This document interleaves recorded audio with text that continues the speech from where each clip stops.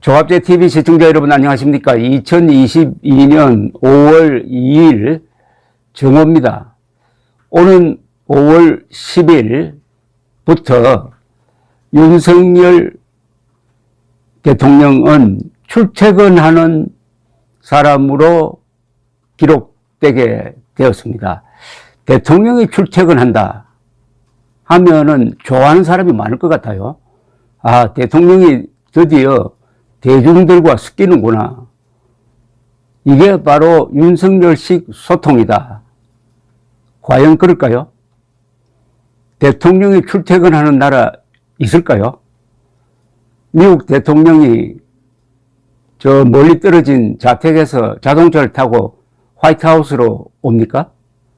마크롱 대통령이 저 파리 교회에서 자동차를 타고 엘리제 궁으로 출근합니까? 그렇지 않습니다. 그러면은 대통령 중심제를 취하고 있는 터키의 에르도안 대통령이 그렇게 할까요? 그렇게 하지 않습니다.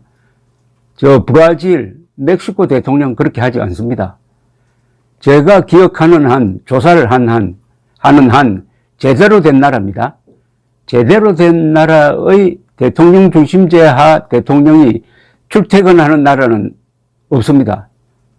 하나도 없습니다. 그러면 그 나라 대통령들은 다 소통력이 부족해가지고 그렇게 할까요? 아닙니다. 왜 출퇴근을 하지 않느냐? 첫째는 안전을 위해서입니다. 대통령의 안전은 그 나라의 안전입니다. 대통령이란 몸은 그 국가의 것입니다. 그러니까 그 몸을 함부로 위험에 노출시켜서는 안 된다는 것이죠. 첫째가 안전입니다. 두 번째는 대통령 중심제 하에서 대통령의 위치는 남다릅니다. 수상과 다릅니다.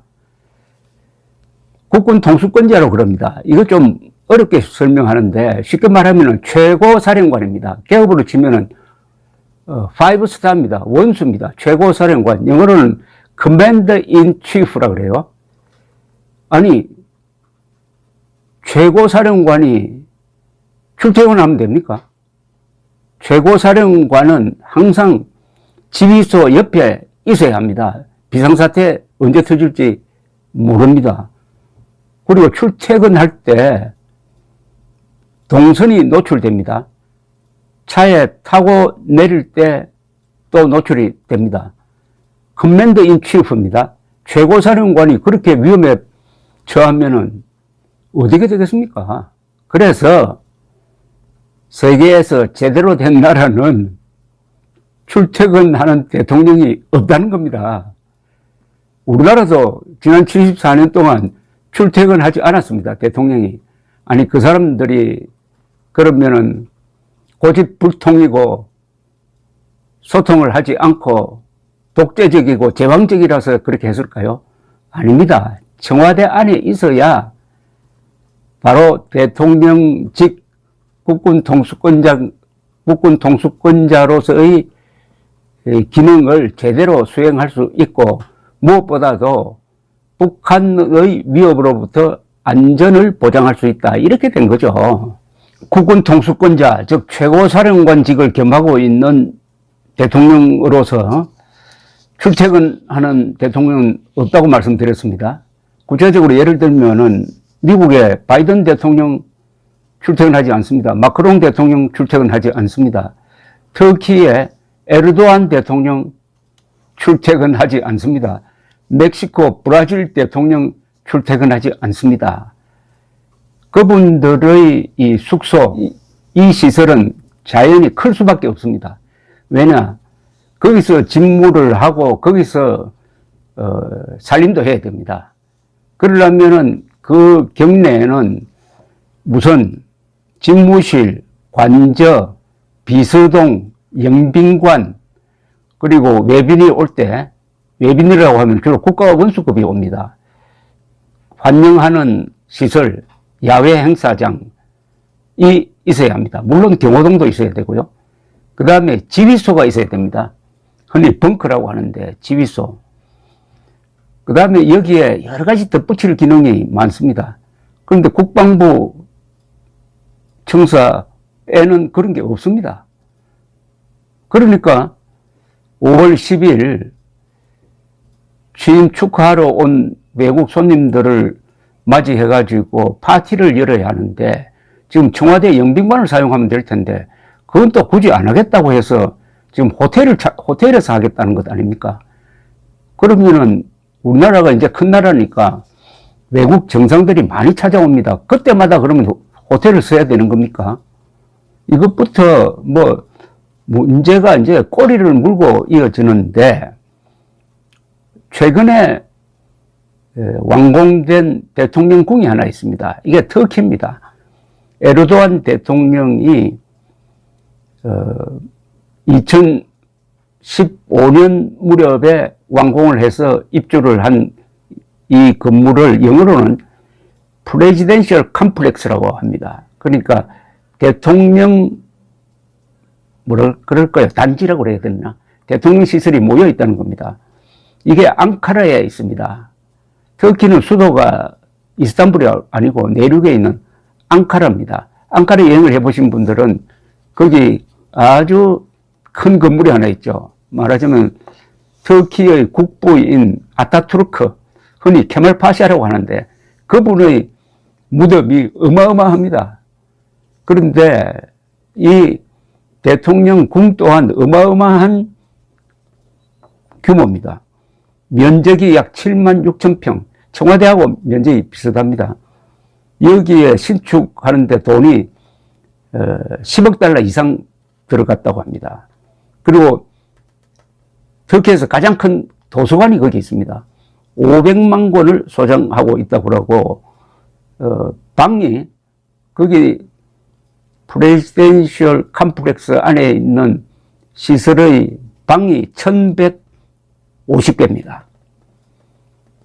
그런데 이걸 요구하는 사람이 없어요. 원래 대통령궁은 이렇게 커야 합니다. 그걸 다 국민들이 양해를 합니다. 수상관저 정도는 다르죠. 제가 수상관저라고 할 때는 영국 수상관저 빼고 수상이라는 존재는 대통령 밑에 있든지 아니면 왕 밑에 있습니다. 그러니까 수상은 군 통수권을 가진 나라가 영국 빼고는 별로 없습니다. 대통령이 갖고 있죠. 그러니까 수상 경호는 대통령 경호와는 급이 다른 것입니다. 수상은 출퇴근할 수가 있어요. 그것도 아주 번거롭겠죠. 그러나 뭐 1년에 한 서너 차례는 할 수가 있습니다. 그러나 대통령은 절대로 출퇴근해서는 안 된다 하는 점을 지금 말씀드리고 있습니다. 다우닝 10번지, 런던의 다우닝 10번지에 있는 게 바로 영국 수상관저입니다. 그 앞에만 보여주면 아주 건물이 좀 조촐하게 보이는데 그렇지 않습니다. 그것도 수백 년 동안 신축, 정축하면서 방이 100개가 넘습니다.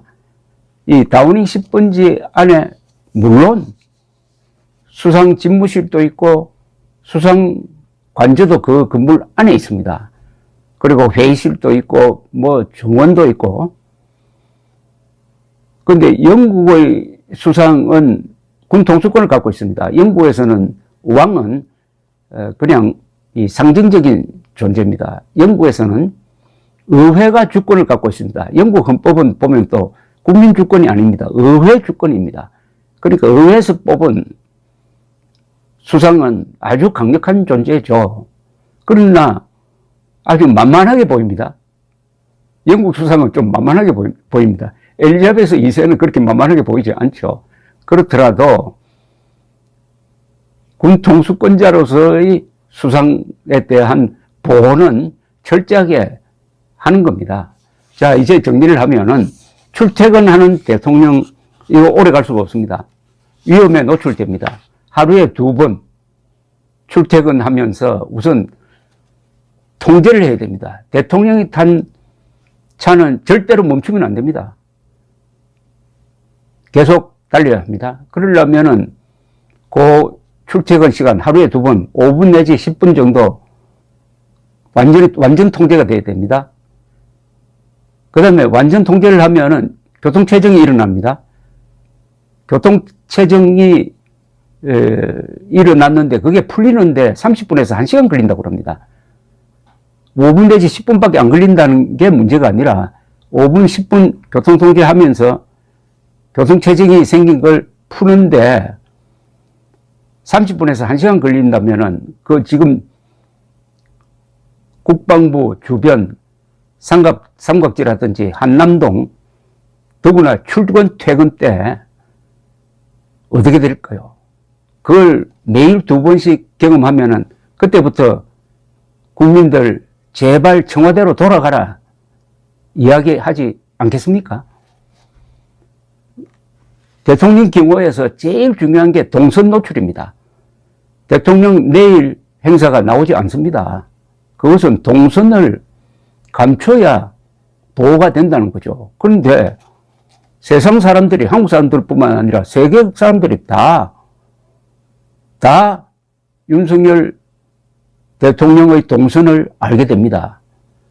이렇게 되면은 자연스럽게 암살 위험에 노출되는 그 정도가 점점 올라간다는 거죠. 흔히 우리가 암살이라고 그러면은 북한이 그런 못된 짓을 했으니까 북한이 암살할 것이다라고만 생각하는데 그렇지 않습니다. 이 세상이 다양화해지면은 대통령을 죽이고 싶은 사람들이 많아집니다. 그 중엔 정신병자도 있고 소영웅주의자도 있고 망상을 가진 사람도 있고 1981년에 3월입니다. 레이건 대통령이 암살될 뻔했습니다. 총탄이 아슬아슬하게 심장을 피해갔습니다. 그때 그걸 쏜 사람은 공산주의자가 아니었어요. 이 성적 망상을 가진 힝클리라는 청년이었습니다. 암살 동기도 아주 참 기가 막힙니다. 1970년대에 영화가 택시 드라이버라는 영화가 있었습니다.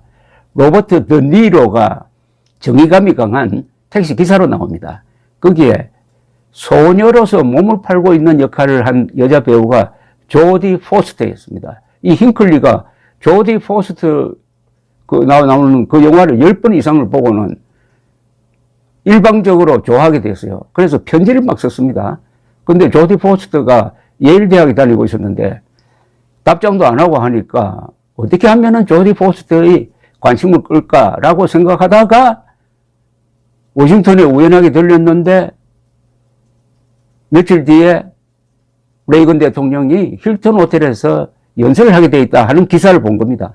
잘 됐다 싶어서 권총을 가지고 접근해가지고 그 짓을 한 거죠. 즉 힝클리라는 사람은 레이건을 죽이고 싶은 마음이 처음부터 있었던 게 아니에요. 기사를 보고 동선이 노출되니까 요때다 해가지고 한 겁니다. 그러면 윤석열 대통령은 5년 동안 하루에 2번씩 동선이 노출된다. 그러면은 윤석열 대통령을 죽이고 싶은 사람들이 점점점 더 많아질 것 아닙니까? 이거 김건희 여사가 들으면은 아마 기분 나쁘겠지만은 기분 나빠할 일이 아닙니다. 윤석열 대통령은 김건희 여사의 남편이기도 하지만은 대한민국의 소유물입니다. 대한민국의 대표입니다. 그러니까 이분의 안전은 우선 김건희 여사가 챙겨야 되는 것 아니겠습니까? 청와대에 대해서 어떤 생각을 갖고 있는지 모르지만 청와대는 우리나라에서 가장 안전한 곳입니다. 안전한 곳에 남편을 모셔야지 세계에서 가장 위험한 지역에 5년 동안 남편을 방치한다. 저는 방치한다고 봐야 됩니다. 왜냐면 말릴 수 있었는데 안 말리니까. 이거 어떻게 감당할지. 많은 사람들은 5월 10일 출퇴근하는 대통령, 개방되는 청와대, 이걸 보고 박수를 칠지 모르지만은 윤석열 대통령의 생명을 지키려는 그 경호 요원들은 아마 골치가 아플 겁니다. 그럼 누구 생각을 해야 됩니까? 무책임하게 박수 치는 사람보다는 윤석열 대통령의 생명과 안전을 걱정하는 사람들 위주로 청와대 문제가 해결돼야 안 되겠습니까? 그럼 해결책은 뭐냐? 이런 비판만 하고 당신은 뭐 해결책이 있느냐? 해결책이 있어요. 지금이라도 늦지 않으니까 용산 이전 계획 취소해야 됩니다. 취소하는데 발생하는 부작용 그거 아무것도 아닙니다. 체면 손상 그거 아무것도 아닙니다. 그거 며칠 가지 않습니다. 그 다음에 굳이 가려면은 우선 김건희 여사는 지금 살고 있는 집에서 나와가지고 그 국방부 대통령 부의 한 층을 쓰든지 해가지고 거기서 먹고 자고 해야 합니다. 그럼 출퇴근할 필요가 없죠. 요게 저의 대안입니다. 하나 대안이 있다면은 청와대 굳이 버리겠다면은 용산에 신축을 해야 됩니다. 제2의 청와대, 새로운 집무실을 근사하게 지어야 합니다. 우리나라도 이제 대통령궁은 세계적 건물을 만들 때입니다. 돈 많이 써도 돼요. 거기에 물론 관저와 집무실을 지금 백악관처럼 LA제공처럼 통합을 해가지고 한 건물 안에 있으면 출퇴근할 필요 없잖아요. 출퇴근하면서 주민들에게 피해를 끼치고 경호 요원들에게는 가슴 졸이게 만들고 그 누구를 위해서 하는 겁니까? 감사합니다.